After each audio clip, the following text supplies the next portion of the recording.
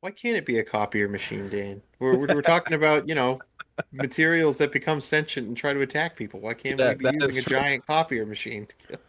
It's Yeah, not out of the realm of possibilities. some bosses get scanned pretty hard Yeah, with they that do. weapon.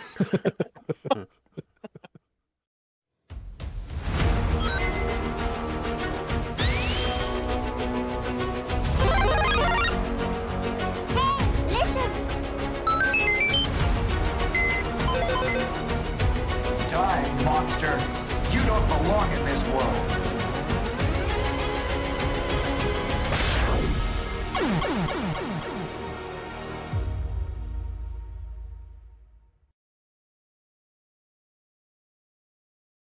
Welcome to the Cable Club.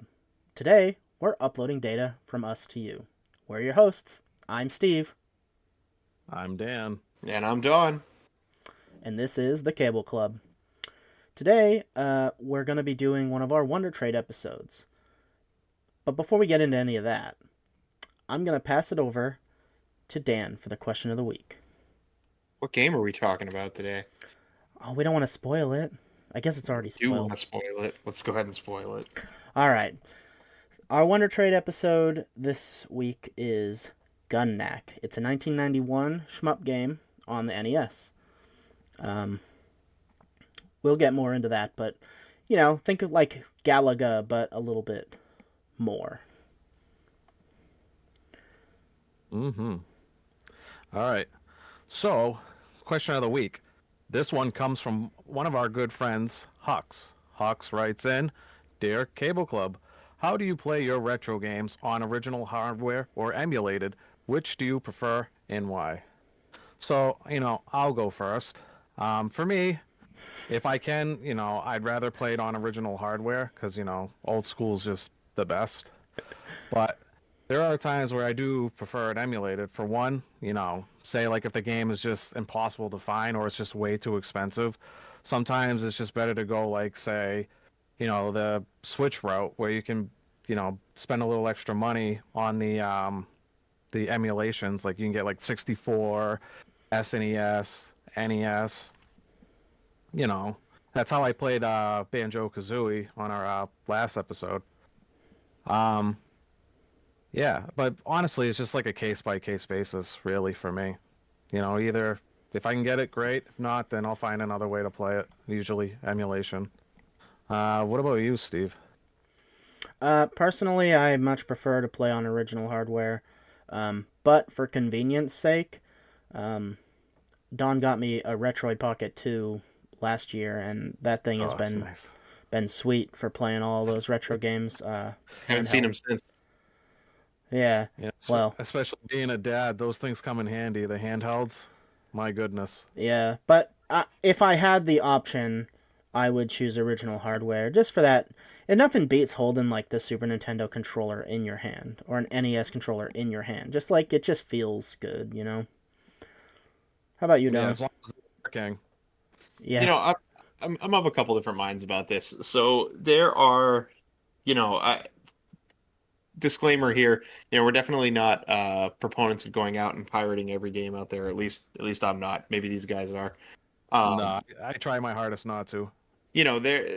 there are emulators out there now for practically every system. Like, if you follow some of these retro like these emulator machine type of channels and stuff like that, you'll notice that there's like Switch emulators, there's PlayStation 5 emulators. Like, I think when you're getting to that point, I think it's a little bit dodgy, right? So for my personal taste, I do love a lot of these emulator machines. Mostly because of convenience. Many of them are handhelds. You can jump in and out whenever you want. You get retro achievements, all that kind of stuff. Original hardware is definitely probably where I prefer to play, if possible. But I will say that there are just certain things that emulators get you that original hardware either can't or it's harder to do, right? So there's like a lot of really neat ROM hacks out there. I'm thinking of like a lot of the really good Pokemon ROM hacks that I've played over the Oh yeah. years. Shouting out, I guess, Pokemon Brown and Pokemon Emerald Rogue, just for instance. But like there's, randomizers like basically any randomized like any game you can have a randomizer in, right, for a whole new type of experience. You can do that stuff with EverDrive cartridges, but I'd argue you're kind of erring more on the emulation side of the spectrum if you're doing that anyway. So, you know, long story short, I definitely prefer to play on original hardware, but I don't think that emulation is without its merit either. Yeah, no, for sure. Like emulation now has like a few things that is going for it too, like save states if you're into that, or like the fast forward key. You know, if you want to like get by like a certain cutscene faster, or just a lot of those like things that just the original hardware don't come with. I mean, the absolute best thing for me is just being able to hop in and out of a game at will, like save Yeah, points be damned, you know? right. Yeah, and the fast forward key is like bypassing Dodrio Game Boy. Yeah. Yeah, and some of these old titles they do have some super grindy moments, so it's like, how often can you watch the same animation over again? I am grateful that a lot of those grindy games kind of have remakes now with quality of life updates, so you don't really have to worry about it as much, but yeah, definitely probably original hardware still. Yeah, and I mean, there's like difficulty with some original hardware. Like for example, trying to get your NES cartridges to work can be quite frustrating sometimes. But like, yeah, once you get it to go, like, how do you beat couch co-op Super C on the NES? Like, you sit down, you get it to go, and like it's just that's good, man. Look, Yeah. there are lag considerations too, right? So when you're talking about these original hardware systems, they were designed for CRT TVs. And I don't know about you guys, but I do not own a CRT. I don't intend to go out and either get one for free or buy one.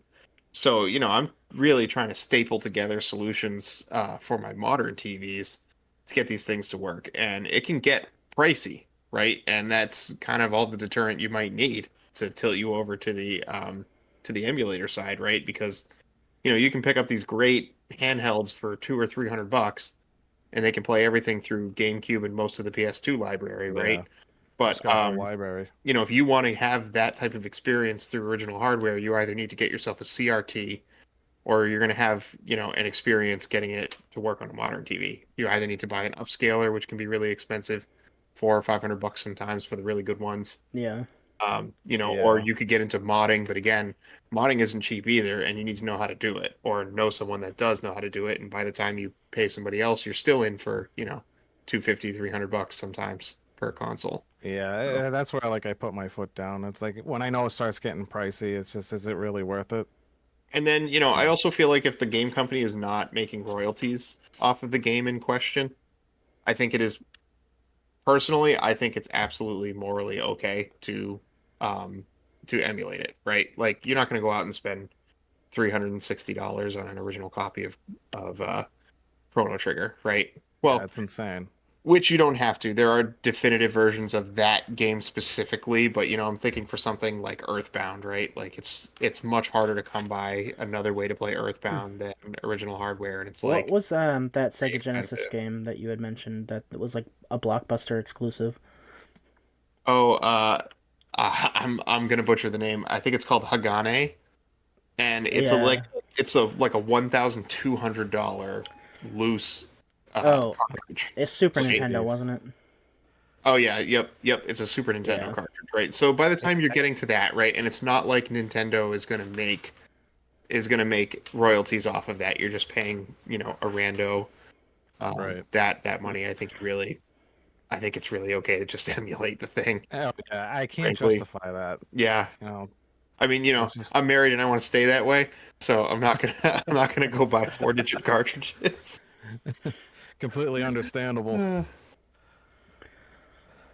Well, I agree in most of those cases too. It's like, you know, uh, like Dan had said earlier, the whole like Nintendo Online library on the Switch is really nice because for one, they have a lot of the good games, and for two, it's a handheld system, so you can just walk around with it, and you have all those Super Nintendo and NES games, and now they have some Sega Genesis and 64, I and just wish they would update it more.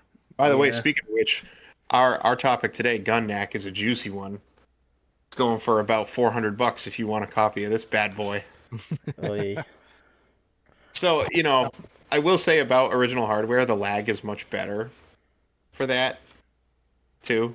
Like, even with higher quality emulation, you'll still get like a couple of milliseconds lag. And I guess for some people that really makes a difference. I'm a little too casual for that to make a difference for me in most cases. But Yeah, this isn't an MMO where I'm raiding. I don't care that much about a little bit of lag on my console. I'd argue you need the lag less on a precision platformer than you do on an MMO there, buddy. I'm just saying, I hate lag when I'm playing So if you're MMOs. like, I don't want Right. my menus to lag.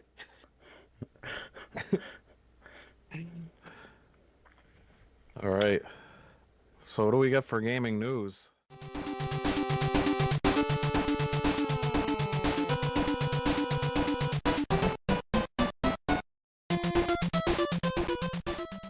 It's funny. I feel like so for those of you listening, we're recording this episode a week early. Our co-host Steve's got himself a little vacation he's going on over Christmas. So if by the time you get around to hearing this news, it's a little bit stale, forgive us. But first up, I wanted to talk about the. You guys know I'm a big FF7 remake fan. I thought that was a perfect game. Had a blast playing all 40 hours in Midgar. So now the second chapter is coming out, Final Fantasy VII Rebirth, and it is coming out exclusively for the PlayStation 2, at least at first.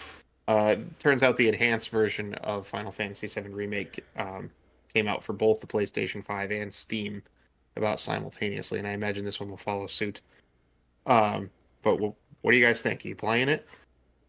Yeah, yeah, I will. It comes out what in February, I believe, end of February. I Yeah, don't know. yeah. Yeah. It's my understanding, early 2024 is what I read, but sounds like you have more detail than I Yeah, do on it. so I beat it. Obviously, I beat it once when the first week that it came out. So I'm a little hazy on like, what happened, but I still know enough to play it. I actually haven't played the DLC. I should probably go play that. What is it? Integrate, I think it's called. Yuffie. Yeah. I I don't haven't know. played. Maybe they make her likable because, like, honestly, in the original version, I was Team Tifa all the way. Like Yeah. 100% Tifa bro. I Give me was a I simp, was whatever. But was Barrett. I loved Barrett. He was a tank. but like Range. but you know what? I felt like they made Aerith's character a lot, in my opinion, a lot more likable in the remake. So maybe they'll do the same for Yuffie. I don't know. I didn't play Intergrade either. Yeah, I wonder if it's like if you have to play that to get the story. I mean, I imagine not if it's DLC, Oh, but they're like doing we'll stuff see. with Zack in that one, and they're doing stuff with Zack in this new one too. So I don't know Yeah. if they're relegated to flashbacks or if there's going to be more there. Um, it seems like there's going to be like, I don't know. Before I dive into this, Steve, what do you think? Are you playing it?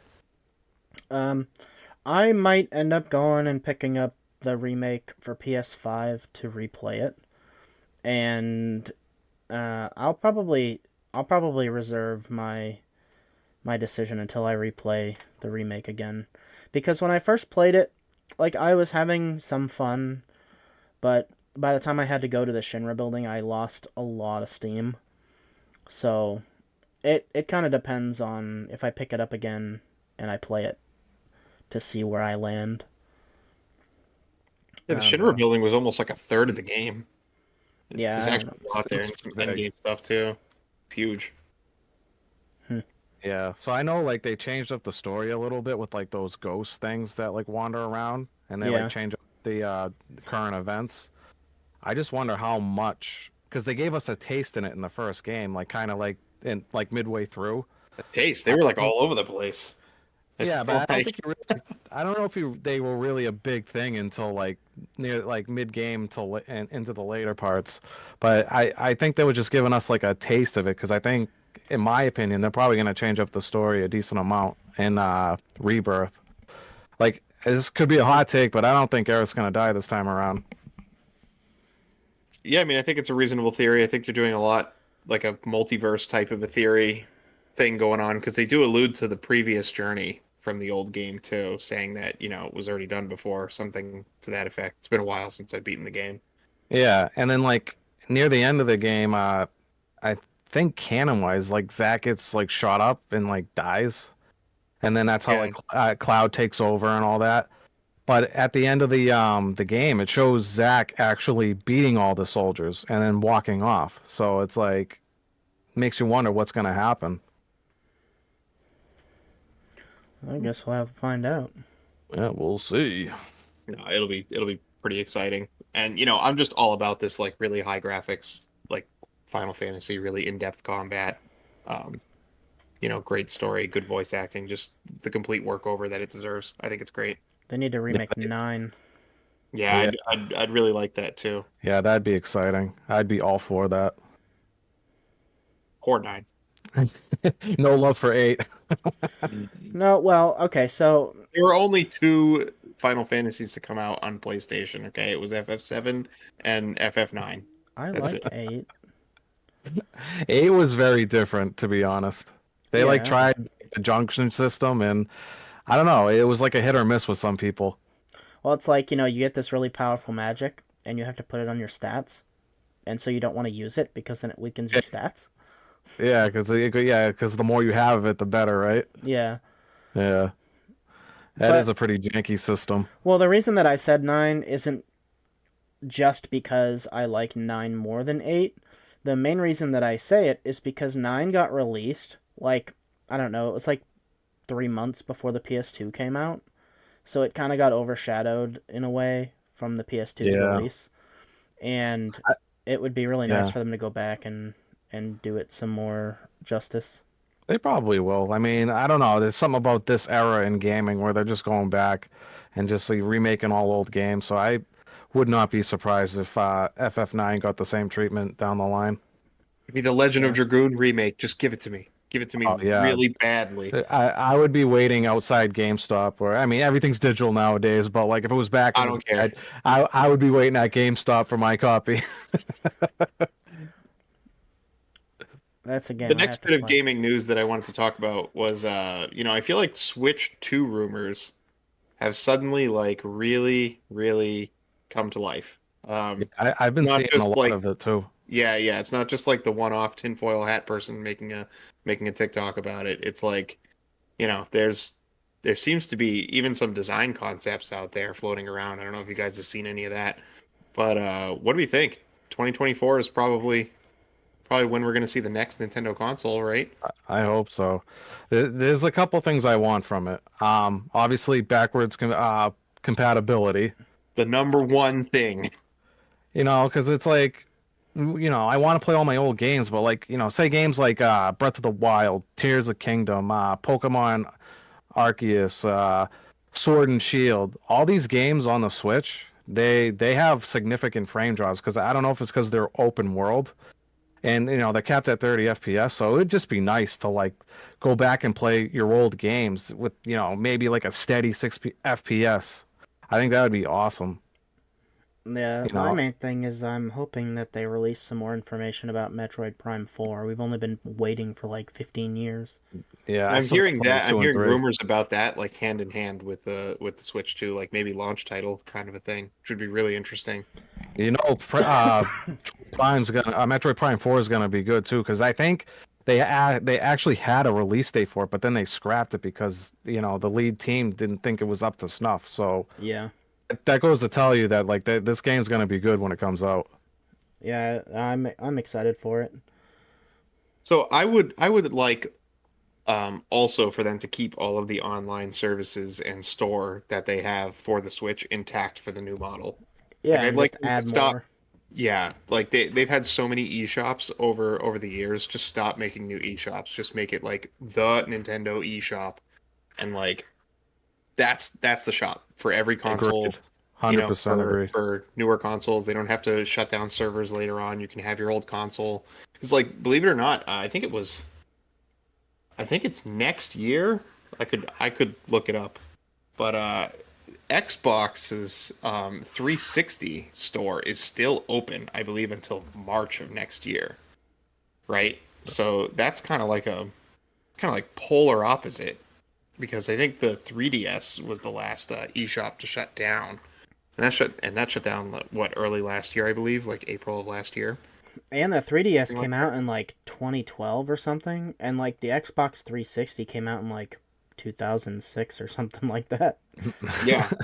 So, I think Nintendo could really learn something from that and just hopefully kind of push past that shutting Right. down multiple services. I So, also think Nintendo could do a better job with keeping up with their games too in general.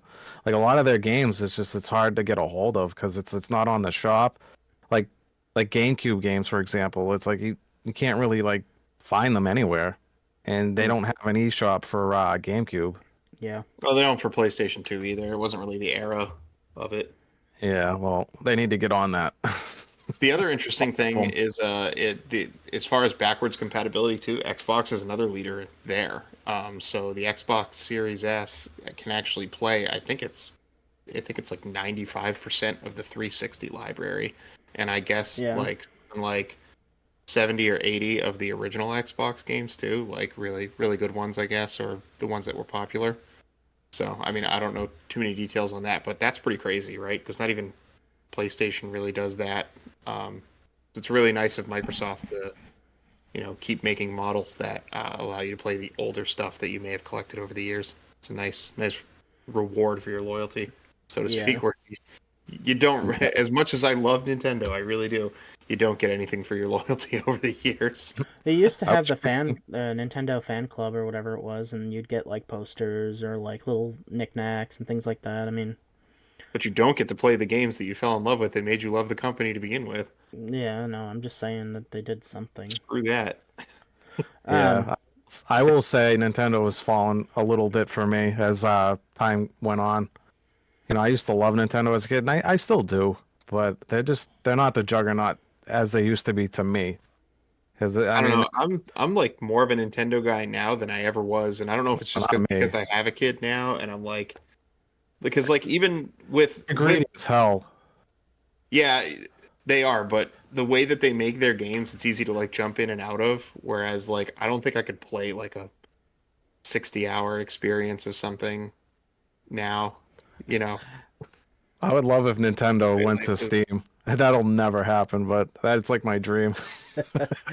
Yeah, no, I think Nintendo will be making consoles at least until we die. Yeah. I read a little article. I don't know, maybe it was like 2 days ago. Eiji Onuma, who is the director of all the Zelda games since like Ocarina of Time, he doesn't understand why a large part of the fan base still likes the old linear Zelda format. Like Linear. What? the older linear, yeah, not like open world Tears of the I don't Kingdom and know that I would refer to Zelda as linear. I feel like it's anything The but. old formula is still excellent today. yeah, no, I It's know, but it's more linear than Breath of the Wild Tears of the Kingdom. sure. That's what was said. Not that they are linear, but the more It's linear. it's Some of like us like to play and eventually win a game, right. It's like no and one not has just run around in a sandbox for, hours on end for the rest of our lives.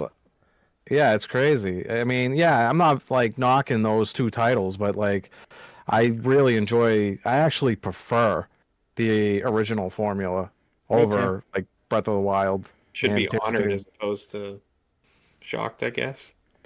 Yeah, I just thought it was kind of like a really weird like comment, because you can't beat tradition in some aspects. Like if you grow up on the older Zelda format, you're probably going to like it more. Just in general, like things you grow up on, you just have a special connection with. And if you wanted to get into the nitty gritty, it's like you guys said, I like a game that I can eventually win, or like I don't feel like being in a sandbox for 60 hours, or, any of those main criticisms. Like, I understand the value of the open world and like the millions of things you can do, but like, if every game was like that, it wouldn't be special.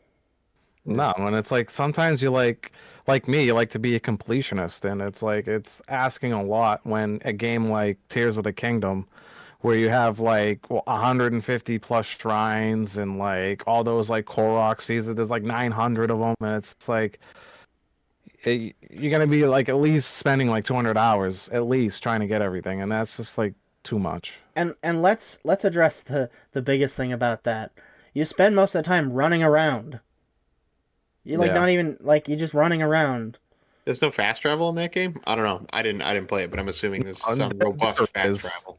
There is, but it's just like the world is so massive that like they have like maybe nine fast travel points, and but like from one to the other, you're probably running for like 20 plus minutes. It's crazy. Yeah, but as far as gaming news, that's something that he said kind of recently. So I thought it was. I wanted to Shot shed light. fired. I guess like, and as far as like the Zelda movie goes, I feel like Ocarina of Time is a good place. Like, Yeah, you need two actors for Link. yeah, I I don't know. It's just like the most iconic Zelda game, and everybody like it's a good starting point. Like, I feel like that would be where I would expect it to go. It would be very difficult to make like a Link to the Past movie. I feel like and have it make any sense whatsoever. Yeah, I mean, I guess I don't know. I guess they don't have to follow any like particular game either. Like the Mario movie didn't, you know, follow any one game too closely. That's probably best because I don't know if I could sit there and watch like multiple dungeons of like z- he's gonna go through 3 dungeons as a kid. And then Yeah, he's gonna go through five and, and let's as be honest, the dungeons would probably be like 3 minutes long because they don't want the movie to be too long. Yeah, I guess they'd probably have to. It's supposed to be like adventure, like I guess you could think of it maybe more like Lord of the Rings.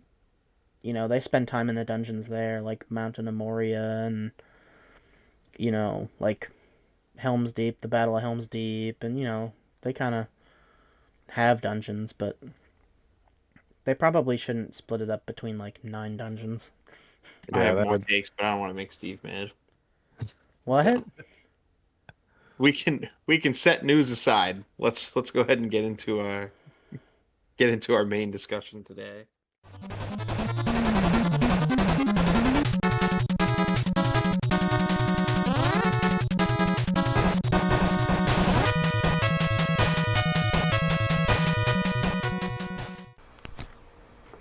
All right, so today we are talking about Gun Nac, and we are talking about it in our Wonder Trade format.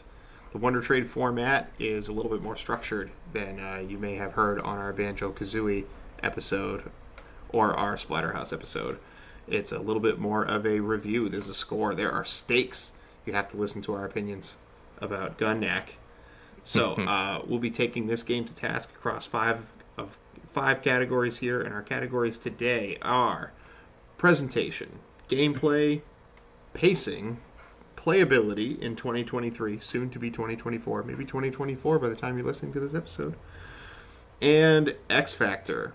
So we'll discuss each category between the three of us, and then at the end of our discussions, we will give each category a grade, probably from 1 to 10, I think is our scale today, Yeah. guys. Yeah. All right. And Hmm. then by the end of our 5 categories, we will have some kind of average, and they'll give you kind of our general consensus on this. So, without further ado, let's get into Gun Nac. So, just a quick overview of Gun Nac. Gun Nac is what I call a scrolling shooter that covers your top-down shooters and your from left to right shooters. It's any shooter where the screen is, as the name suggests, auto-scrolling, and your job is to shoot the enemies coming in the opposite or other directions from you. Oftentimes these things take place in space, but we've seen plenty of examples of games that don't do this as well. Gun Nac's got a little bit of a story. 1942. Yeah. Raiden. Gun Nac That's a good one. was developed in 1990. That's relatively late in the NES's life cycle. So you generally expect more from titles toward the end. It was developed by a company called Compile. I don't know how many of their works most people might know, but they developed the Puyo Puyo series, which we would know here as Robotnik's Mean Bean Machine, and there was even like a Kirby form of the game, but they don't really change how the pieces look or most of the feel of the game. They just wrap it in a new skin for whoever Yeah. they're marketing it to. But Puyo Puyo, I'd say, would be probably the most famous example. I think they Uh, made Xanac too, the game prior to this one. oh, I was like, It, is that a like an antidepressant med? it, I know, right? Uh, yeah, no, it's just like basically Gun Nac is just like a better version of Xanac.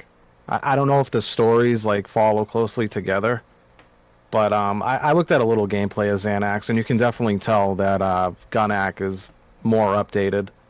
Because I think Xanac was like 87, 88, somewhere around there. Oh, so you're saying this is like a sequel? Yeah, but I don't know if the stories are like tied together. Interesting. I didn't know that. All right. Well, in this game, there is a little bit of a story too. Steve, give us a quick overview of the story again of Gun Nac. It's All gripping. right. Well, it's not a very exciting story, but there's a solar system that has like 7 different planets in it, and apparently it's supposed to be this utopia, and everything lives in harmony. And all of a sudden, one day, all of the Skynet. inanimate, yeah, pretty much, all of the inanimate objects started to seize the means of operation. They wanted to form a union, so they all started coming alive, and now the lone rogue renegade starship fighter pilot Gun Nac is called in to save the day. From the And evil carrots. yeah, from evil carrots and bunnies and Yeah. inanimate fish and things. That I that actually cover art is wild. You see like the two Yeah, giant I actually carrots. got like a weird impression of Gun Nac because like the first they're kind of like pretty cutesy, but like as you like progress through the stages, it gets like, in my opinion, like a little more serious. I don't know if you guys got that impression, but like you like fight like a bunny in the first stage, and then like a cat in the second stage, and then I don't know, then the enemies start getting like a little more like make they And make then the more sense. Kraken. Yeah, Yeah, it's all over the place. I it feel like it is. I feel like some of these shooters tend to be they just throw everything. They just throw everything into it. Leftover assets. Yeah, and this is much like Yeah. how Gun Nac feels. That's probably what they were going for, with like all the inanimate objects coming to life. So they just wanted to throw everything at us, All right, even money. let's officially talk about our first category then, because we're all chomping at the bit. Let's talk about the presentation of Gun Nac. Steve, you want to start us off? Sure. So, Gun Nac's presentation's a little bit weird. You don't really have very many themes as far as like the enemies go, and things don't really make sense direction wise. Like in the gameplay footage, if you're watching on YouTube, you'll see it's just like a random pile of stuff attacking you, and that to me, I don't know, it was almost grating. It's like, what is happening? Like, why am I fighting carrots or like coins? Like, it's just really weird. Um, the graphics for the game are pretty good for the Nintendo, in my opinion. I mean, I didn't have any issues with the graphic style and the sprites and anything. You know what I was surprised with is like how well the game runs with all the nonsense and shenanigans on the screen. Yeah, and in certain games on the NES, we didn't air this episode, but when we all played Mega Man 5, I'm pretty sure we were all feeling the chug. Yeah, When like two or three like enemies were on the screen, you just yeah, Mega everything Man's flashed. really bad with it. Yeah, It just is like 3 enemies is enough to make it lag. yeah, no, This but this you is can, like, I, yeah, I mean, I'm not big into this genre, so like I can't. I'm not going to bloviate about bullet hell games, but there are moments in this game that feel a lot like pretty bullet hell y. So there's a lot of. So I guess what I'm trying to say is there's a lot on the screen sometimes, and it does it without slowing down. I thought that was pretty great. Yeah, that was like the very first thing that came to me when I went through the first stage because I'm just so used to like it's like ingrained in my mind that like if I'm playing an NES game that if there's a lot of sprites on the screen there's gonna be slowdowns. And yeah, they did an excellent job. I don't know how they did it, but like it doesn't matter how many things are on the screen, bullets, enemies, like pickups, the game just does not slow down.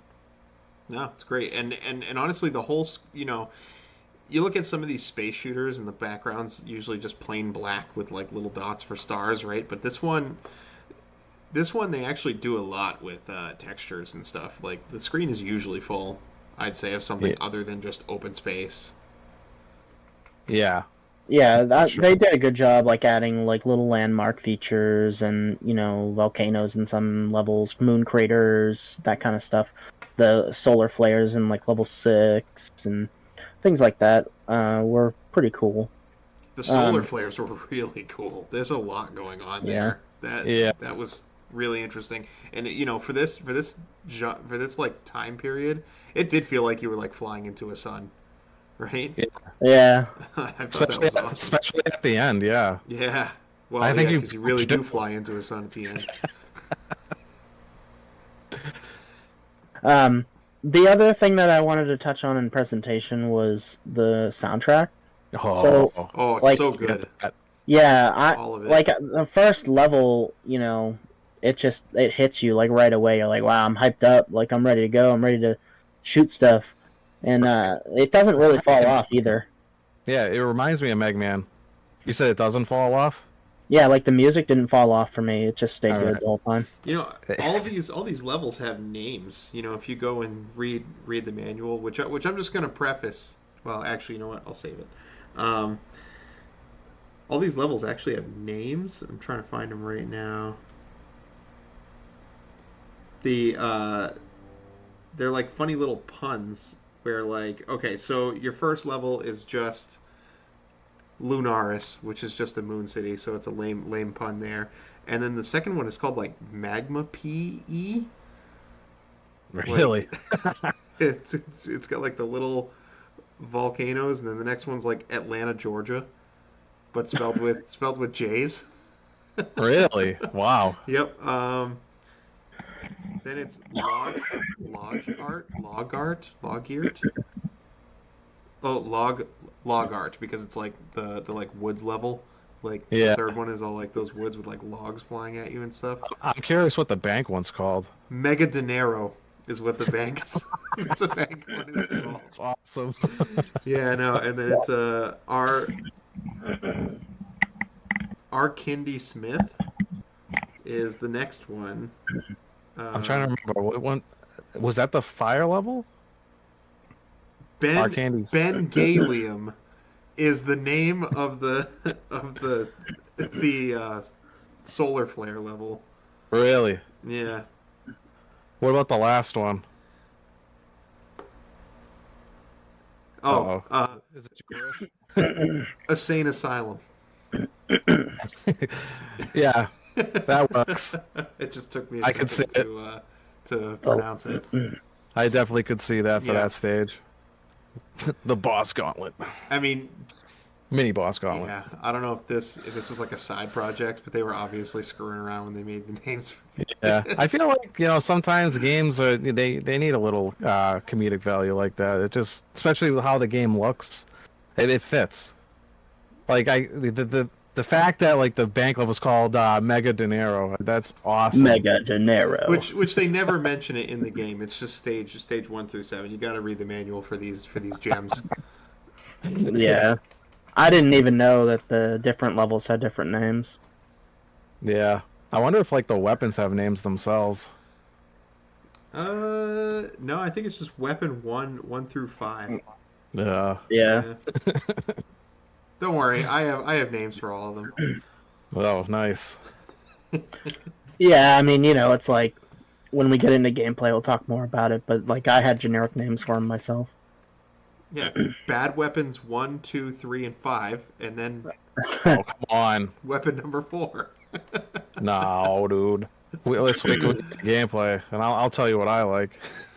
But all joking aside, you can tell that even though this is a scrolling shmup, and it tends to be a pretty my no, I'm not a programmer, but my understanding is that those types of games tend to be pretty easy to make and kind of like throwaway projects sometimes. I do think a lot of care went into developing just how this game looks.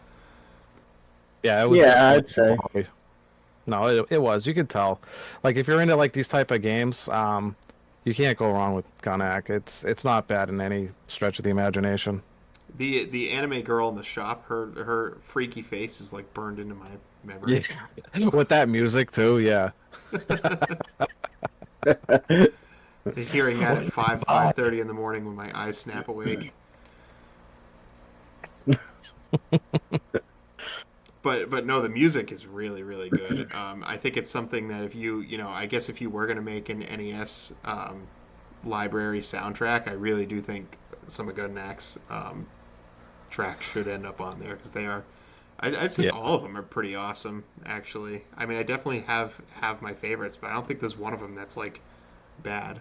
Yeah, none of them are jarring or Yeah. like I think like first one takes the cake for me. That one is so good. Kind of has like a Mega Man-y type sound font too, Yeah.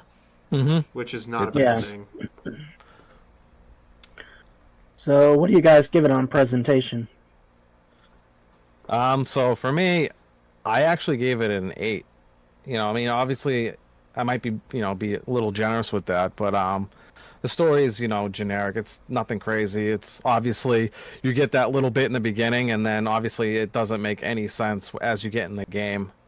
But like, just like, the speed of the game, the fact that it runs like flawlessly and no lag for an NES game, for me, like that deserves like a decent, decently high score. So. Yeah, no, I gave it an 8. What about you, Don? I'm actually going to go ahead, considering the hardware that it's on. I can't say I'm overly familiar with the library, but I'm going to go with a 9. I think everything looks the way it's supposed to. I don't think anything visually. So I think sometimes you run into with these games some of the visuals obstructing the objective, which is to not get hit, right? And this is a one-hit kill game, just like any other shmup. So if you can't see the like enemy fire and stuff like that, it's going to be a bad time, right? And I don't feel that with this game. Um, so yeah, I'm actually going to go ahead and give it a 9, especially considering the hardware it's on. I think it looks and sounds great. Absolutely. What about you, Um, Steve? Steve, I'm gonna give it a 7. Um, Everything's pretty good except for the random enemy types. I'm just not a fan. Like carrots and money, and I don't know. I know it's like the inanimate objects have, you know, gained life and are now rebelling against society, but I don't know. I feel like it was kind of a cop out, and that's why I'm bringing it down. But the music and the graphics and the way that the game keeps up with the frame rate, even with stuff on screen, it's still a good score. But I'm gonna dock it some points on the enemy choices. Fair enough. all right, not too many points docked on that category. It's great. All right, let us get into actually playing the game now. Tends to be the second thing that hits you when you pick up a game. So let's talk about the controls. Let's talk about the mechanics. Let's talk about what I think the three of us enjoy most about video games. Dan, kick Flying us them, off. yeah. All right, so obviously I'm going to start us off with the controls. So obviously you got your 8 directions that you can move in at any point in time, to dodge like the bullet hell that this game is. Um, you also, if you hit select, you can actually change the speed, which I actually didn't know you could do until probably the fourth level in. Oh You can yeah, change what between speed did you four guys play speeds. on? I think I hovered between 2 and 3. 4 was a little fast, like where I felt like I would be, crashing into bullets and stuff. I didn't know you could do that. How about you, Mr. Easy Mode? Yeah, I didn't even know you could change the speed. Yeah. Yeah. No, No, you yeah, can. yeah, you can get up to 4 different levels of speed just passively. You don't have to pick anything up. Your ship is capable of moving faster if you are. Oh, I wish I had known that.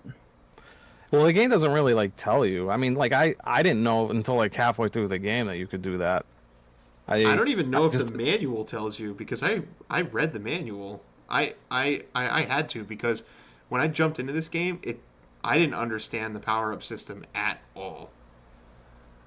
Yeah, yeah. it wasn't explained well. Yeah, No. I was just like collecting everything that dropped. I was collecting numbers, collecting letters, collecting these Well, little pea balloon looking things, even Yeah. money. the shop, Like even the shop is kind of vague with the like sh- kind of like some of the upgrades. the shop is Like, very vague.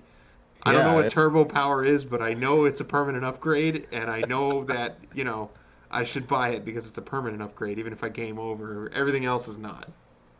yeah. Yeah. So I tried like the safe options. Like I knew like obviously if you like tried to like dissect it, 1, 2, 3, 4, and 5 were like the weapon upgrades. So I tried to just stick with that because I just didn't know what anything else did.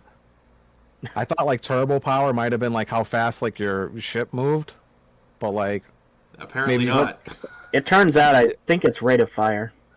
I think so too, and there are forums online that talk about it, and there are a few different answers to that, so I'm not sure what exactly it is. You can't get a definitive answer. Yeah, it's really interesting, and I think the manual calls it something else too. Like it just straight up has a different name for it.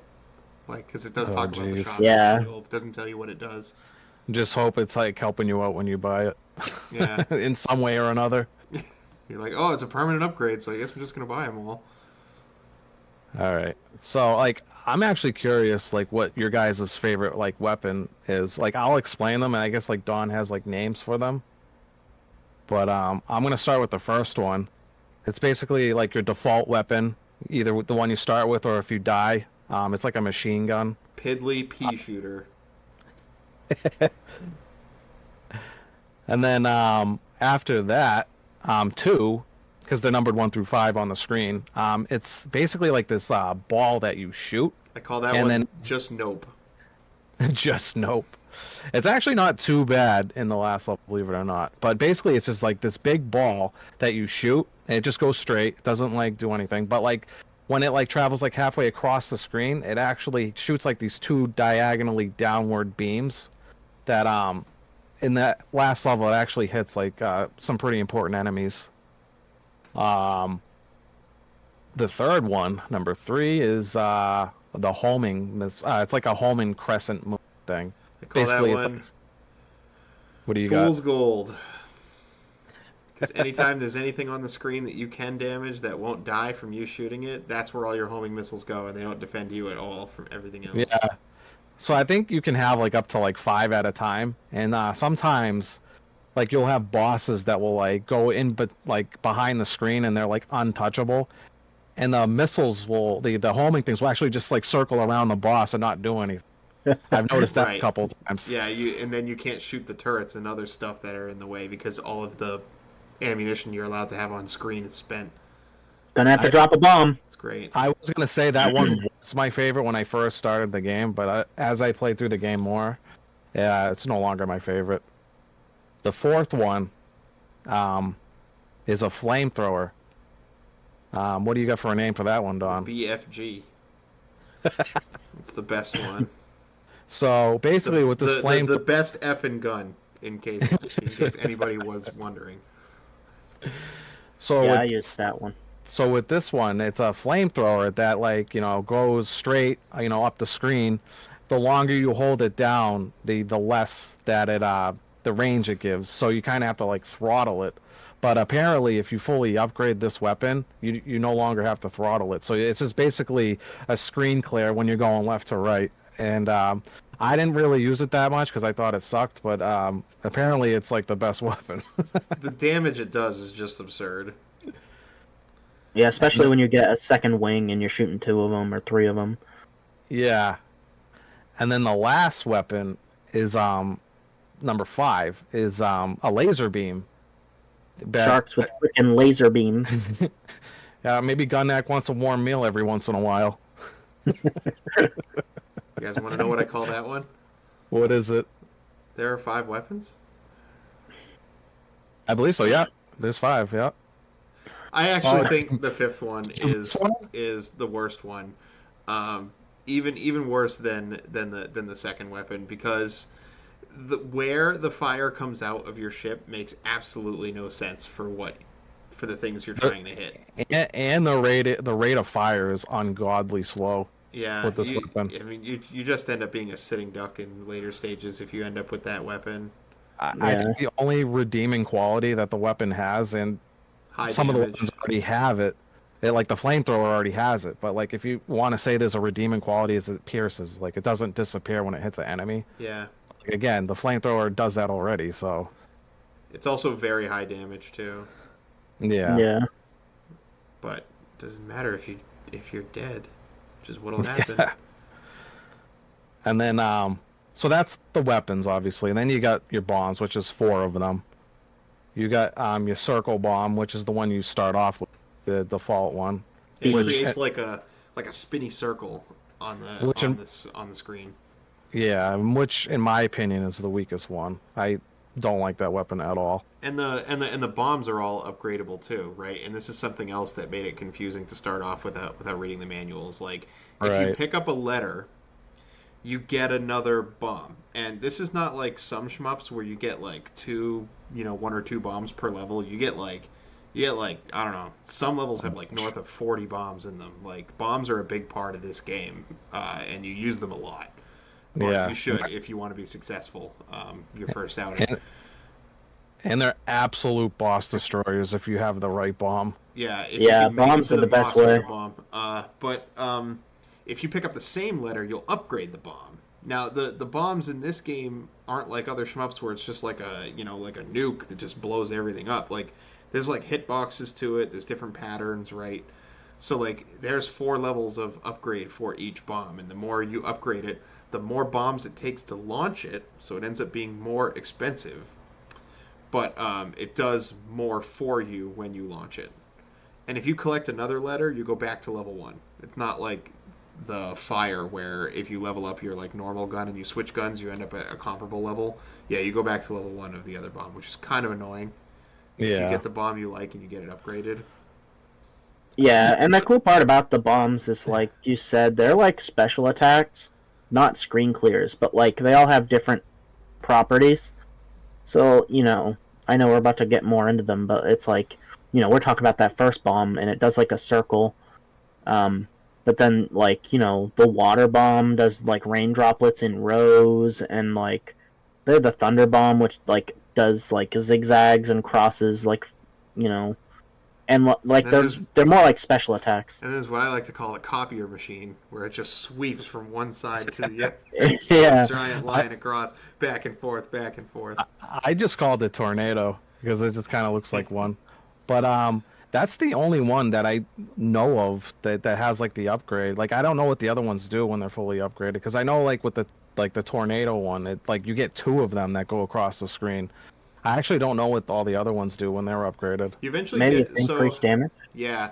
So I think the circle one is like circle, stronger circle, 2 circles, stronger 2 circles, and then you have the copier one, right? And then you have the thunder just gets more bullets that go around, and then what was the last one?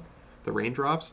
Yeah, Yeah. I think that one just gets stronger. I don't really think there's anything more to it. It just gets stronger. Yeah, that was and the it goes bomb that on I for was longer. hoarding. Yeah, Do you guys have a favorite bomb?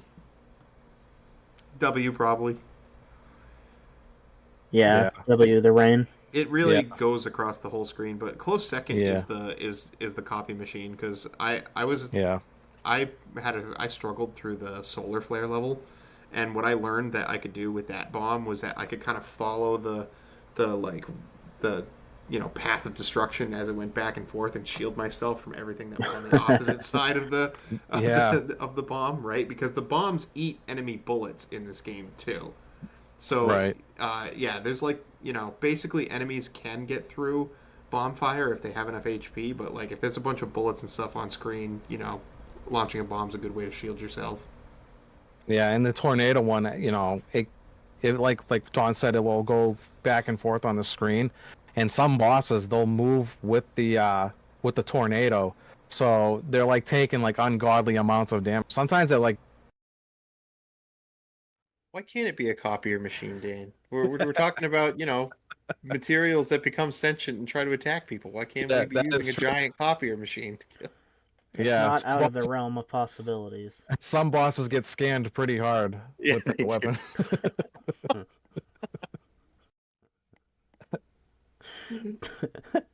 Just So, insert copier noise.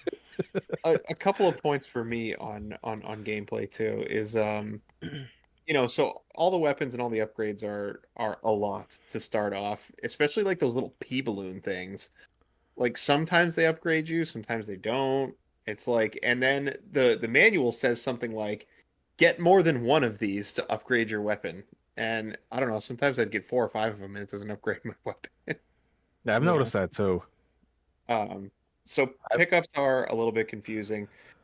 And, an issue I have with shmups in general is that when you die, you're significantly weaker when you come back, and it's one hit kill. And if you die at a point where you need to be stronger, then basically it's like a wipe, yeah, essentially. So that's one thing that I don't like about shmups in general. This especially game boss finds a fights. way to screw you over even more, and you drop your wallet every time you die. As in, all the money that you want to spend at the shop to set yourself up for the next level is gone if you die. All of it. So if you get all the way through the level and you die on the boss, guess what? You get no money.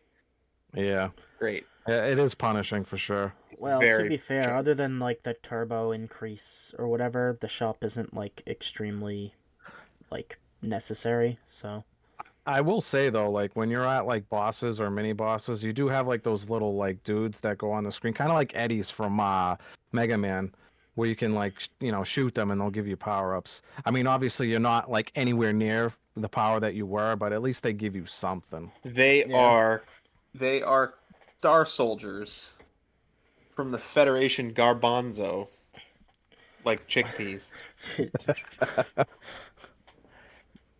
I don't know about these naming. Uh, They had fun with it for sure. it's I like think they had it was translated it from people that didn't know Japanese, yeah, and no, they this is just definitely picked a names. due date issue. Yeah. Need it on my desk on Monday. What? Well, Babe, what's for dinner? uh, it must be. It has to be on my desk by EOD. Yeah, end of December. I can do that. End of day. Oh. Yeah, and I deduct more or less some of my score for the shop too. I don't think the shop plays a large enough role. There's some stuff that it so we keep saying that this is one permanent upgrade. They don't really tell you what it does, but at the shop you can also buy weapons going into the next level. There's like another pickup called a wing. So like there's 8 different levels of an individual weapon. Like you can upgrade any weapon 8 times, right? Um, but I think you can only upgrade it 4 times if your ship does not have a wing. So you start off as like a little itty bitty ship, and one hit kills you. And if you pick up a wing, you become a fatter ship, and you get to have better weapons. And if you get hit, you just lose your wings and some of your power ups. But Right. the wings let you get all the way up to level 8, Let's make you more basically. powerful and make it easier to get hit. Yeah. Yep. It's a trade-off. But you can also send bombs to upcoming levels. That is something else you can do at the shop, which I think is the least expensive option, which is kind of interesting because I Yeah. think I'd more or less consider that a permanent upgrade. I don't know how helpful that is on some levels, You but just start spending all your extra cash to drop as many W bombs as you want for the final stage. yeah, pretty Yeah. much. But like, I don't know that that's the best thing though. I don't know if you want to have fully upgraded W because it uses 4 bombs. Like maybe you want to have W level 2 so you can launch because you can only have a maximum of 20 bombs. Right. So, And I think all the stages they still like destroy bullets too. So it's like even with just level one is just enough just to clear the screen, just so it Well, gives you a yeah. little I bit mean, more. You'd use your bombs on other stages, but like spending your extra cash on putting your bombs somewhere. There's plenty of bombs in all the levels. Oh yeah, Provided you have extra cash, you didn't drop your wallet in the vacuum of deep space. Well, true. which Uh, let's be honest, that probably happened to most of us. yeah, I died. Um, Also, I don't think we mentioned too much about as far as like gameplay mechanics go. In this one, you can move like all the way to the top of the screen. It's not just left and right like Galaga is or Space Invaders, but you can move up as well. So it's X and Y axis. Very nice. I didn't know that. As as you could tell, I'm not really like a shmup kind of guy. You didn't know you could fly up? No, I know. I knew in this game you could. I didn't know you could do that in like the previous games, Oh like no, you the didn't. You games couldn't before. do that in Galaga and in like Space Invaders. It's just That's good to know. horizontal. That is good to know. So All what right, did you guys give it for gameplay? so for me, I thought like there was a good mix of weapons, upgrades, like your wing and bombs. There's a variety of bombs. Bomb was like a good gameplay mechanic in this game. It wasn't like you used it like once or twice a level. It was actually, you used it a lot in each level. So I did like that. Obviously the shop was kind of cryptic with some of its stuff, like, with the what we were saying, like the auto, what was it called? Turbo power? Yeah, Turbo. Yeah. Turbo E- power. Even like the online doesn't seem to know what it is. Like the manual says it's something different. So what I'm saying, it's not very telling. But gameplay is good. I feel like I actually gave it a 7 myself. Not perfect, but like for its time, I feel like it's great. Hey, nice smooth gameplay. Yeah. That's what I got. What about you, Steve? For me, I think the gameplay was fun. I mean, mainly when I rate on gameplay, it's like, did I have fun or not? Like, I try not to go too deep on things that I didn't like or did like. As long as I had fun, then you know that's good enough for me. And the game is simple in its presentation and in its gameplay mechanics, and it leaves some to be desired, but we also have to us back in time on the old NES. Um, Yeah. I gave it a 7. I think that it was fun. You know, could be better, could be worse, but I think it was above average as far as like gameplay goes. I think it was good. Like I would play this over Galaga any day of the week. Yeah, it was enough variety, I feel like. How about you, Don?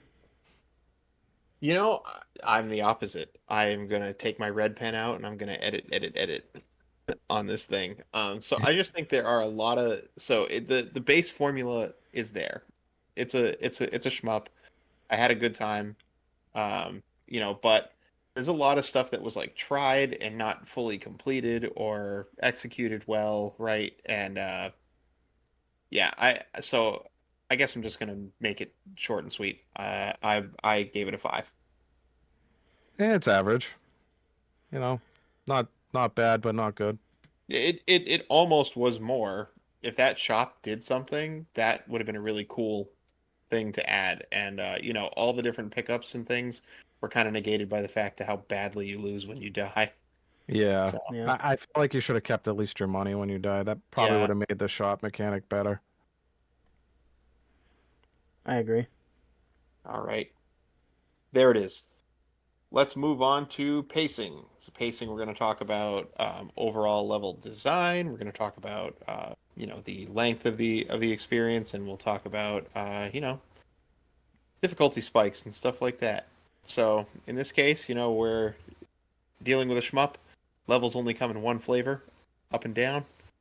That's it. That being said, I think that some of the levels had some pretty unique mechanics like that. I know we've talked about it already, but that flying into the sun level is really awesome, and it's not just going up and down. Now there's like hazards on the side of the stage because you're flying next to the sun, and there's like solar flares coming out of the sun, and it's just like you feel like it's this overbearing presence, right?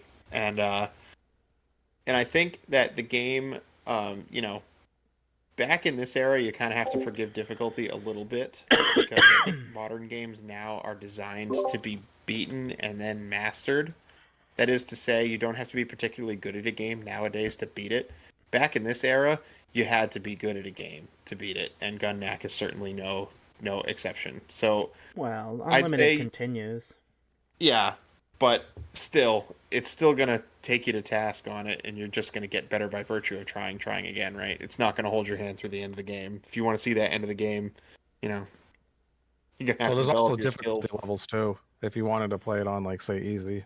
Yeah, and there are difficulty levels too, aren't there, I feel Steve? I Yeah. feel like it's the best way to play it. Like, for so if you want to play it like multiple times, just play it on easy first, and then next playthrough play it on normal, and then next playthrough play it on hard. Yeah, see, that's what happened with me is I picked the easiest difficulty first, just to play it, and I didn't end up having time to play it again. It was just a really busy week. Um, but I wanted the ability to play through the whole game, and so I picked the easy mode first time, and I just didn't get back to it, play again. Yeah. I don't know if That you being guys said, found though, this, but what's like that? when I played it on normal, I was fine for like the first four levels, and then like the fifth level is the one that really starts to turn on you, where Yeah, this game they turns really from like ramp a it up. friendly shooter into like it's something else. Yeah, for sure. Because I thought like this game's pretty easy, and then all of a sudden they just like put on the brakes or whatever, and just like up the difficulty. For me, it was six and on. I was I like, probably died like 30 times on the solar flare level before I finally yeah, beat it. Yeah, that's Joking. I marked it down because of the difficulty spike out of nowhere. yeah, It's harder than the final level, I think, hands down. Like yeah. I was just spamming bombs to survive Right, and in it, that it in doesn't that let up level. either. Like usually in No. shmups, like you'll have like this like little part of the map or whatever where you get like the solar flares, but it's usually probably what like 10 seconds at most. But this stage it just keeps coming and coming and coming. It's crazy. Like it just does not let up through the whole level. I think it's cool that all the levels have mini bosses too. I think it helps shake it up and kind of Yeah, tell you where you are. There are some shmups where like the levels are so absurdly long and you just don't know where you are in the level. And that the mini bosses were a nice little marker for you to say, "Oh, okay, I'm halfway." right. Yeah. And there's no checkpoints either. I don't think if you lose all your continues. I know you have like unlimited continues, but if you lose all your lives, there's no checkpoint. You do start from the beginning. They are pretty Of the generous with stage. extra lives throughout it, though. Yeah, Yeah. yeah. Beginning of stage. And the pacing is extremely straightforward. Like it every level is like formulaic the same, you know, uh fly up, fight a mini boss, and then fight a boss at the end. And like Yeah, I feel like it That definitely level 6, so darn hard they don't give you a mini boss in that level. You're just panicking, wondering when is it gonna end? yeah, What do for you guys sure. think about the time? I feel like the levels went on a little too long. I didn't. Oh, I mean, No, I I don't know. didn't. It's like Maybe it's because five you were playing on minutes. easy mode and you were bored. I don't know. It's like each level was almost 5 minutes. It felt really long to do maybe. the same thing over and over. I felt like they were longer the harder the levels got, but that's probably because it's like I was stressing out more, so like the levels felt longer. I didn't really get that vibe with the first couple levels because let's be honest, they're not that hard No. in my opinion. I thought the story was kind of weak. What about you guys?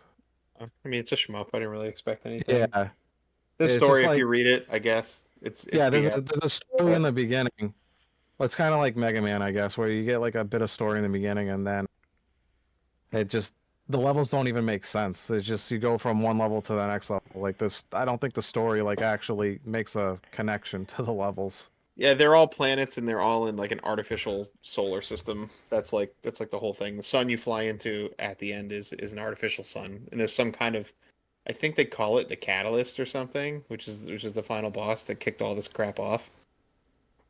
Yeah, yeah. I mean, I kind of docked it a little bit for the story because it Yeah, wasn't I really. pulled up the manual and I just want to read the first two sentences. Far, far, far, far, far, far, far, far, far, far away. Really far away. So far away that it is difficult to imagine. Oh, Why that's would so you good. start off with that? I changed my mind. That's like the greatest story ever.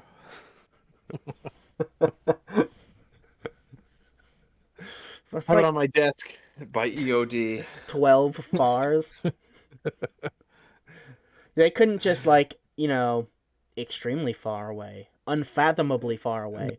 They had The, to. they needed the word count. They're like, okay, like how many fars can we put in here?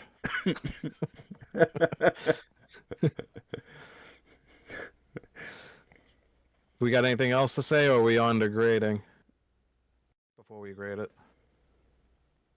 So Yeah, I guess no I'll start. final thoughts on pacing here. Yeah, me I think neither. I think it pretty much is what it is. And yeah, I'm just gonna give it a I mean, it's a shmup. It's got the mini bosses, so I think I'm gonna tilt it a little bit higher. I'm gonna give it a 7. Fair enough. So for me, like you said, it's like your typical shmup. I feel like, you know, for a 1990s shmup, I think it did pretty well, at least for like the levels. Like the levels, like I feel like they maybe for like level 7, like the difficulty like spikes really hard, but like I want to say as you're going through the levels, like the difficulty does increase a little by little. But then by like 7, it like increases hardcore, which I kind of docked it for that. And the story's kind of weak, so I gave it a little less for that. So my pacing score was a 6. I didn't want to dock it too bad for the difficulty spike because it is super late in the game. So I feel like by then, if you haven't learned, it's on you. But Yeah, but yeah. like let's be honest though, that solar flare level, holy crap, it just doesn't let up. Well, what about you, Steve? What did you grade it? I thought that the pacing was really weak. We've touched on some of the things that were, like, really blatant. The difficulty spike a little bit later, and then, like, the fact that the story was, like, really, like, it didn't even add anything. And, like, when I think about the pacing of the game, it's like, it's not only that, but like, it's so samey in a lot of ways. Like, I just don't feel like, maybe it's my lack of playing. I only played through it one time, but I just I couldn't give it an above average score. So I gave it a 4. Alrighty. All right. That's taking us to our next category where we talk about games in general. Like for your time, dear listener, for your time, is it worth playing this game in 2023? We'll kind of give you an idea of that. Uh, so, Dan, you want to kick us off there? Yeah, so obviously, it's like your typical shmup. I mean, in my opinion, they're all pretty samey. So it's like it's hard to like if you're into like, raiding and whatnot, if you haven't played this game, you're gonna like it. Has enough upgrades, power ups. Um, you can move in all directions. So it is, as far as that's concerned, it is an upgrade to like the more modern shmups today. So like yeah, like if you're into like these type of games, it's absolutely worth playing, and it's not too long. It's only 8 levels. You can master it if you really wanted to. There's 3 difficulties. I recommend starting on the easiest and slowly working your way up until you like master each stage. They, have mini bosses. It's a fun time. I had fun with this game. I only played through it once like Steve, but it was fun. I would definitely play this game again. Absolutely. What about you guys? Um, as far as the playability is concerned, I think that this game was really easy to pick up and play. And even though some of the things weren't explained extremely well, like the store, um, you know, that being a little bit confusing. You don't know what each type of bombs do until you pick them up. Same with the weapons, but that kind of gives like a little bit of exploration, which is nice. Yeah, and most NES games are like that, where it's like they don't really tell you. what things do. Like modern games are like super handholdy nowadays. Yeah, So and like once you pick them up and you know you experiment with them, you'll find the ones that you like, and that's kind of a cool thing. You can keep picking up the things that you like, or you can try something new. So it brings it back to some replayability. You can try going through the game with one type of weapon or one type of bomb, or you could try one different weapon per level, or find out what weapons are best for which levels. So I think the ability to pick it up and replay it a lot of times is pretty high. Um, yeah, yeah. This genre in general is just like it's very high replayability. yeah, I think as far as playability goes, it did really well. Yeah, I think the genre is definitely inclined to be to just age well. I mean, they oftentimes have simple graphics, simple mechanics. It's often very fair in terms of gameplay, right? Like this, well, I don't know, I shouldn't say that because some of the arcade ones are just utterly cheap. Yeah, But quarter eaters. yeah, yeah. but And this one didn't feel like that. I played one called Darius Gaiden for the Dreamcast not that long ago, and boy, what a frustrating experience that was. Yeah. It is an arcade shooter direct port, but you only get three continues, and then you have to start over.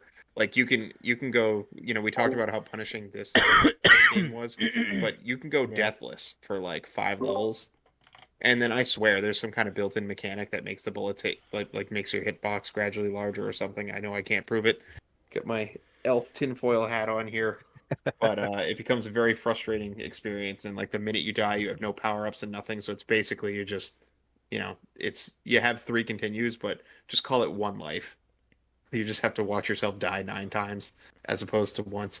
Um, this one doesn't feel like that, but I will say, uh, if I did not read the manual, I would have had a darn hard time picking this game up this week, and I don't think that's something modern gamers are used to. And I say that because I definitely pick up a shmup every now and again, and I'd say it's easier to learn than this one was, right? Um, so because of that and the lack of built-in resources within the game to tell you this stuff, I actually docked this one kind of hard for Oh, playability. really? Yeah. Interesting. I don't Okay. know. I didn't feel like that those things had as big of an impact on the playability. Like in the gameplay section or more so. But like as I far feel as like the like not shop was cryptic. the what? The shop was kind of cryptic. I think Yeah, all of it's cryptic. The power-ups are cryptic. Like, Yeah. if you don't read the manual, if you don't see what they all do or know how the upgrades work, it is cryptic as all get out. well, I will say it does throw a lot at you in the first stage because it's like I think right from the get-go it's like they throw like all the power-ups at you at once and they kind of want you to figure out which one you want. And it's like if you didn't read the manual, it's like well, I don't know what any of the stuff does. Yeah, you like run through it like, look, scrambles, get it. well, to be fair, I want to say that if anybody is going back in time to play an NES game that they have never played, I think it is 100% worth your time to look at the manual because back then there's a lot of information that was easier displayed in the manual than it is in the game, especially with different languages and the barriers that they had with that. So it's almost a given for me to look at a manual on an NES game that I've never played before because Yeah. that was like the expected standard back then. Yeah, there was no tutorials back then, or if there was, they were very rare Yeah. All in right, a I can video be game I back can be then. persuaded that I'm uh not willing to read the manual, and that's my fault. I can be persuaded. Yeah, I'll typically play the game first, and if it's like too much, then I'll go back and read it. But this isn't our first rodeo with these games, so it's like a lot of the time you can figure out like what to do, with a Yeah. little bit of trial and error. You don't have to get the power to beat this game.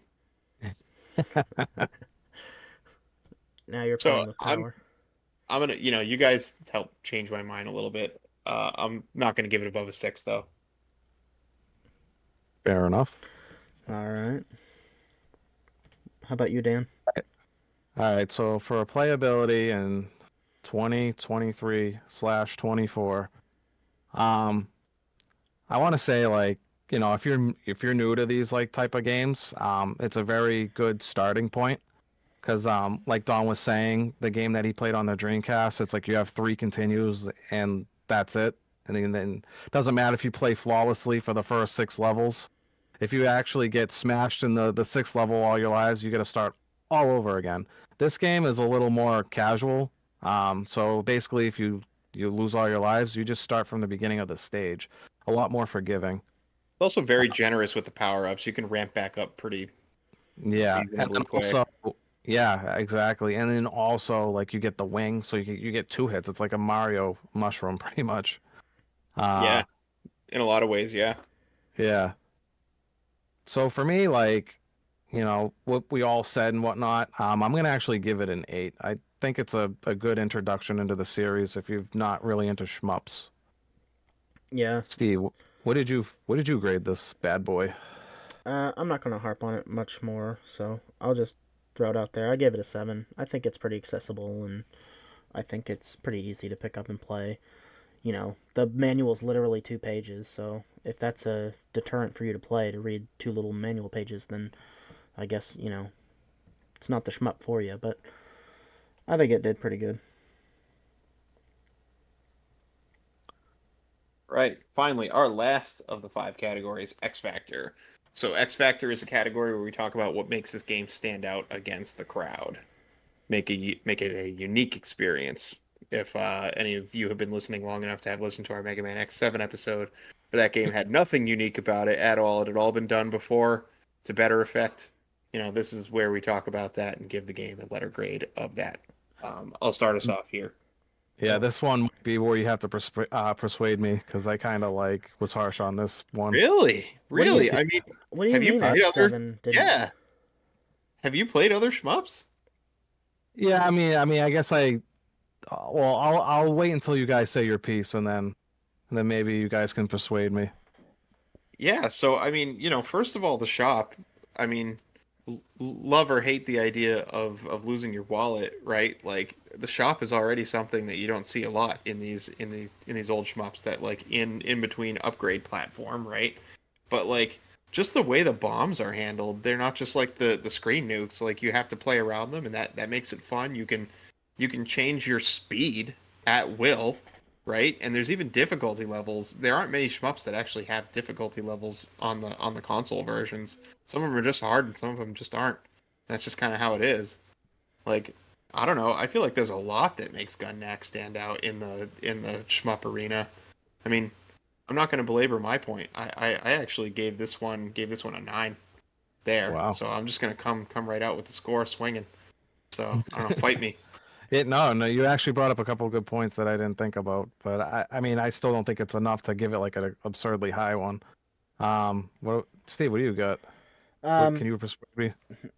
Probably not. All the weapons are really funky too. Like they're not just like shoot one that's harder and thicker, shoot one that's thinner and squirrelier. It's like all the I felt like I felt like all the weapons were super unique.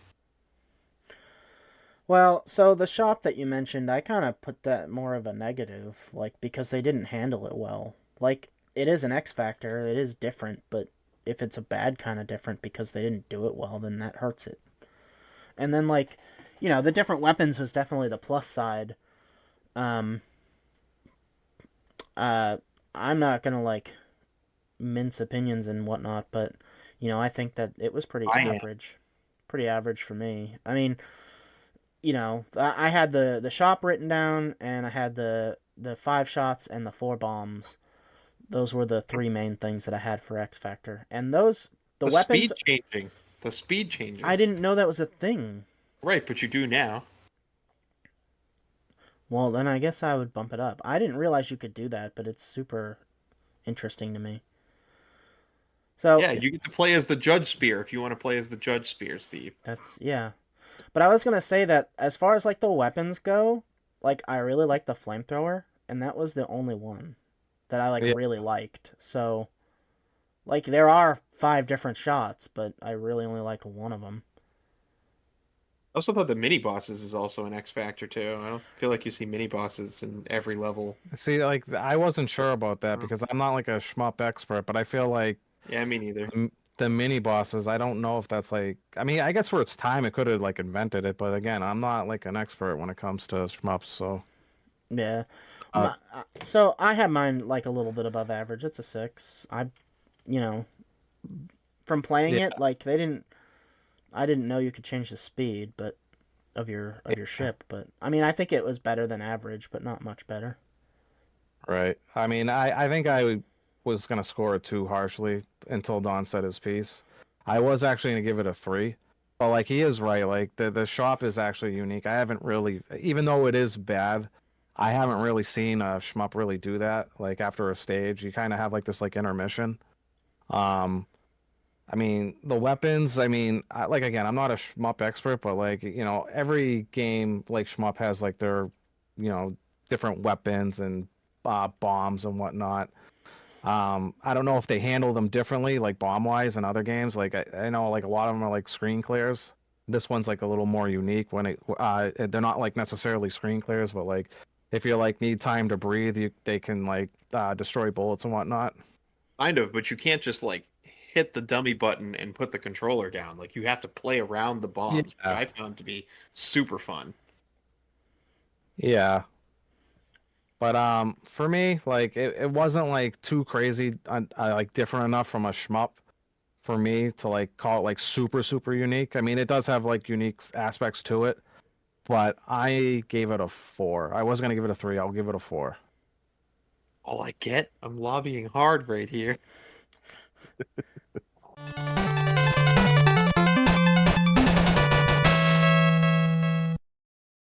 So it looks like Don had a 36 total score, and Dan had a 33 total score, and I had a 31 total score. That means that Gun Nac gets a 100 out of 150 total score, which, Not bad. I think that's decent. Yeah. It's not a perfect game by any means, but Don't hate us. I don't think any of us are shmup people. No, absolutely not. I mean, But it it was wasn't fun. a bad game, but I'm not giving it tens. Yeah, I mean, like tens would be like absolutely perfect game, no flaws. Yeah, it's like Mega Man X territory or Symphony of the Night territory. Like Gun Nac is good, but it's not a masterpiece. Well, and this is of course just our opinion. If you have an opinion out there, please feel free to write us in at the Cable Club Podcast at gmail.com. Or if you're watching on YouTube, leave us a comment. We do respond to those as well. So we're interested in hearing your opinions because I think I speak for all three of us when we say that we started this to find other people who like retro games as much as we do. We just want to talk and build a community. Absolutely. So, next episode, guys, wearing this hat.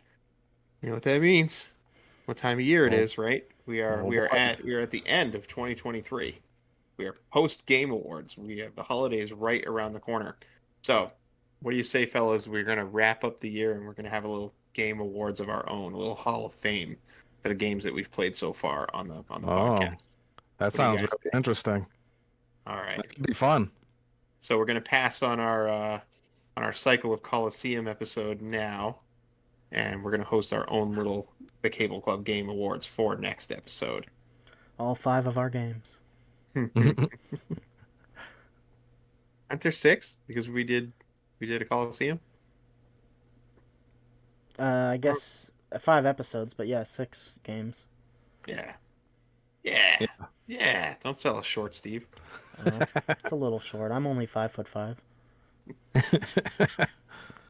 Very average. Very average. No, 6 foot's average. Really? Wow. Even I'm short. All I right. think no, I think it's 9 or 5, 9.5 is average, believe it or not. Oh, well, Yeah. I'm still 4 inches too short. So, if you've made it this far into the episode, you obviously maybe kind of like what you hear. So, if you would, on the listening platform of your choice, leave us a rating and review. Really helps us out just to even hear your feedback, let alone all the other stuff it may or may not do with the algorithm on that platform and get us in front of other people. even do us a bigger solid if you really, really like us, and go tell a friend who enjoys retro games that we're out there doing this. So we're available on YouTube, Apple, Spotify, basically all the major platforms, right? Audible. Trying to think of them all. Steve, help me out. Help me out. Help me out. Amazon Music and like I Cloudcast or did all you those main mention ones. Yep. iHeartRadio? Yeah, Yep. That's iHeartRadio. another one. iHeartRadio too. And of course, thank you very much to all of you who have subscribed before. It means the world. Um, and so trying to think of where I was going with this. Just plugging mostly. Hey, Oh yes. So we're hoping to start with the new year, not just these podcast episodes. We're hoping to launch some gameplay stuff on our channel as well. So keep posted for that. Um. So yeah. I think that is all I had on the list for today, guys. What do you think? Any last thoughts before we wrap this up? yeah, if you have a question that you want us to answer, and it doesn't have to be game related. It could be, what's your favorite Question of pizza the week. toppings? Yeah, or what's your favorite movie genre? Anything. It doesn't really matter. The question of the week's kind of for you guys to get to know us a little bit better. So if you have a question that you want to ask, make sure that you send us an email at thecableclubpodcast@gmail.com. Or just even in the comments on YouTube, if for our YouTube audience, we'll even pick questions up from there too. Anywhere you guys want to send them, we'll take them. All right. I That's all I think got. that's it for tonight, fellas. Game over. Game over. Game over.